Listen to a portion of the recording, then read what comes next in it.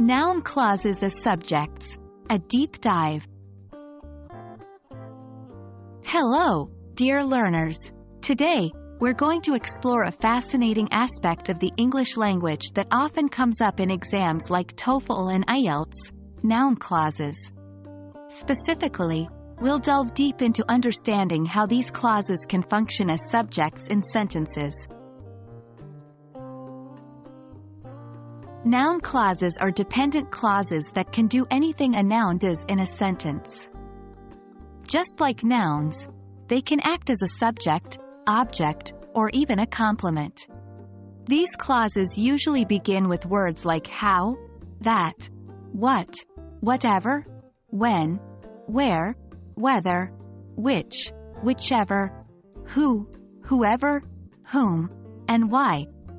For instance, in the sentence, "What she said was surprising." What she said is a noun clause functioning as the subject. 1. Position in the sentence. As subjects, noun clauses often come at the beginning of a sentence. 2. Example. What you did is truly commendable. 3. Verb agreement. Always remember, regardless of the clause's internal structure, the verb of the main clause typically remains singular. 4. Incorrect. How they perform are important. 5. Correct. How they perform is important. 6. Introducers. As mentioned earlier, noun clauses often start with certain words. Always be on the lookout for these introducers to spot noun clauses quickly. 7. Example. Whether she will come to the party remains a mystery. Both TOEFL and IELTS emphasize real-world language skills.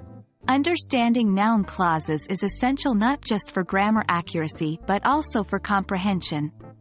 When reading passages or listening to conversations, being able to identify and understand noun clauses as subjects can greatly enhance your comprehension abilities. There you have it, a comprehensive look into noun clauses as subjects.